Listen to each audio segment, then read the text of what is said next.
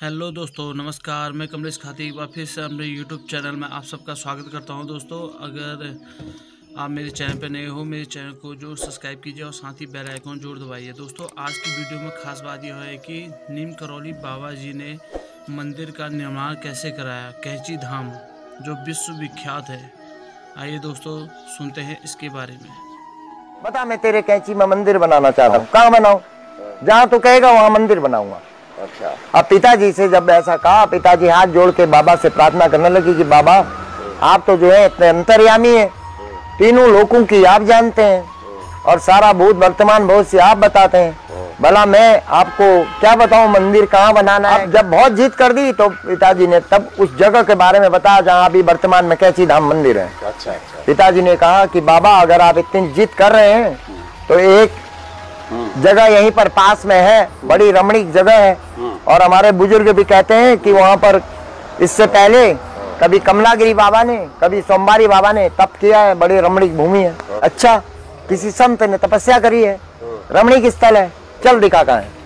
मंदिर का भी अंदर का गेट है जहाँ पर ताला लगता है। उसके करीब करीब नदी के किनारे एक पत्थर में खड़े हुए और चारों ओर नजर घुमा के बाबा कहने लगे कि पूर्णानंद ठीक है, कल आऊंगा 10 बजे। अच्छा। कल देखूंगा इस जगह को। अच्छा। अभी मैं जा रहा हूँ। अच्छा। और वापस आ गए। तो मैं जरा, आप कल आएंगे, कल आके कहीं फिर आप ऐसा ही न कहें कि पूर्णानंद झूठ बोलता है। ये जगह के बारे में जो आपको बता रहा हूँ, ये जगह मेरी तो है नहीं, ये तो जंगलात की जगह है। और जंगलात जो आप मंदिर बनाने की सोच रहे हैं, जंगलात अपनी 1 इंच भूमि आपको नहीं देगी निर्माण कार्य करने के लिए। अच्छा। ये तो वन भूमि है, सरकारी भूमि। फिर कल आपको दिक्कत होगी। तो महाराज बोले, तूने कहा ना किसी संत ने तपस्या करी है, रमणीक स्थल है, अब तो मंदिर ही बनेगा। अच्छा। हाँ, तू जंगलात की फिक्र मत कर। जंगलात से मैं बात करूंगा।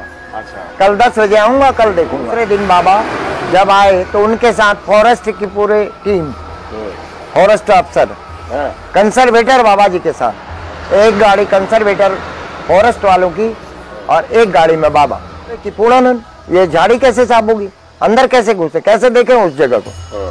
पिताजी ने कहा कि बाबा, अगर आप आदेश करें, झाड़ी काटना 15-20 मिनट का हमारा काम है, हम तो रात दिन यही काम करते हैं। उस समय होता भी वही था, खेती बाड़ी का काम था। तो बड़े भैया को घर दौड़ा, फिर दराती और राती गई। पिताजी लोग लगे, झाड़ी झूड़ी काटी गई। अब टीम घुसी अंदर, अंदर घुस के बाबा फिर थोड़ी ऐसे घूमे घामे सब लोग। तो बाबा फिर एक नदी का एरिया है, पूरा पत्थर ही पत्थर थे वहाँ, एक बड़े सी शिला पर फिर खड़े हो गए और महाराज के हाथ में एक फूल था, वो फूल ऐसे करके फेंक दिया और फूल गिरते ही पिताजी को बोले, पूर्णानंद, जिस जगह फूल गिरा वहां गड्ढा खोदो। अच्छा। तुरंत गड्ढा खोदने के आदेश करो। फिर बड़े भैया को घर दौड़ा गया, फिर गड्ढे खोदने के औजार गए, घंटी बिलचा। पिताजी लोग, भैया लोग को गड्ढा खोदने में लगे। अब गड्ढा खोदते खोदते गर्मी के दिन थे, पसीने से तर। पिताजी बाबा से ऐसी पूछ बैठे कि बाबा, गड्ढा तो हम खोद देंगे, जरा हमें बताइए इस गड्ढे में आपको क्या करना है, इसका मकसद बताइए, क्या पर्पज है गड्ढे का, हम उस हिसाब से गड्ढे को बना देंगे। तो बाबा बोले कि तूने कहा ना किसी संत ने तपस्या करी है, तो इस जगह पर उसकी धुनी है, राख निकलेगी इसमें नीचे। अच्छा। जहां तक राख निकले वहां तक खोदो। अब पिताजी लोग खोदने में लगे रहे और वो सच्ची में जैसे ही गड्ढा 1.5 फीट का गहरा हुआ, उसमें से नीचे सारी राख निकलनी शुरू हो गई। और राख निकलते निकलते और जब उस गड्ढे की पूरी सफाई की गई तो इनसे पहले जो संत सोमवारी बाबा ने वहां पर तप किया था, उनकी पूरी धुनी निकल गई। निकलते ही बाबा बोले कि पूर्णानंद, बस हो गया, अब इसके आगे मैं हनुमान जी की स्थापना करूंगा और तू मेरा साथ देगा। तो बाबा ने सीधे फॉरेस्ट अधिकारी, कोई सोनी साहब करके थे जो उस समय कंजर्वेटर थे, तो उनको बोला कि इशारा किया, इतनी लगभग भूमि चाहिए मेरे को, यहाँ पर मंदिर बनाना है। और उस कंजर्वेटर ने बाबा को प्रणाम करते हुए कहा कि बाबा, ये तो हमारे बस में नहीं है, हम तो खाली सरकारी नौकर हैं और आप ये धुनी तो है ही, एक झोपड़ी बना लो, अपनी धुनी जमा लो। अच्छा। इतना तो चलेगा, लेकिन जो आप निर्माण कार्य करने की सोच रहे हैं, मंदिर बनाने की, ये हमारे बस में नहीं है, ये तो हाई लेवल का मामला है। अच्छा, मंत्री करेगा? कौन है मंत्री? पूछ दिया कि कौन मंत्री करेगा। तो उस समय चौधरी चरण सिंह जी, यूपी के वन मंत्री, उन्होंने बताया कि चौधरी चरण सिंह है वन मंत्री, वही इस काम को कर पाएंगे। ठीक तीसरे दिन बाबा की फिर वही चमत्कारिक क्रिया जो मैं आपको अभी बताया ना कि बाबा एक साथ कई जगह दर्शन दे देते थे। चरण सिंह को भी बाबा ने जरूर कोई ना कोई चमत्कार दिखाए होंगे। तो चरण सिंह मई काफिले के तीसरे दिन कैची धाम बाबा के साथ पहुंच गए। बाबा सब रोड पे इकट्ठे हुए और नदी पार उतरे। चरण सिंह को सीधे उस धोनी के पास गई पूरी टीम। धोनी के पास पहुंचते ही बाबा ने चरण सिंह से कहा कि चरण सिंह, मैं यहाँ पर मंदिर बनाना चाह रहा हूँ, कैसा रहेगा? अब उसको कुछ ना कुछ लीलाएं तो बाबा ने दिखाई होंगी, तो एकदम उसने हाँ भर दी। उसने कहा बाबा ये तो बहुत रमणीक स्थल है, ऊपर से आप मंदिर बनाने की सोच रहे हैं, ये तो बहुत अच्छा रहेगा, बनाइए आप मंदिर।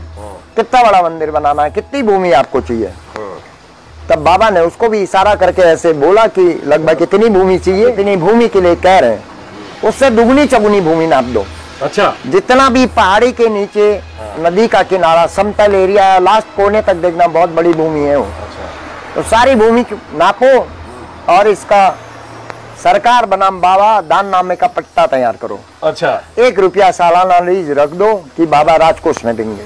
अच्छा, सालाना लीज पर सारी भूमि नापने के लिए और पट्टा बनाने के लिए आदेश कर दिए। चरण सिंह से बोले कि चरण सिंह, तू तो भाई बहुत बड़ा आदमी है, बहुत बड़ी कुर्सी में बैठा है, अच्छा, कड़क बहुत बोलता है, कड़क मत बोला कर। अच्छा, तू तो भक्त आदमी है, तूने तो आज मेरा बहुत बड़ा काम कर दिया, मेरे मंदिर बनाने की राह बड़ी आसान कर दी।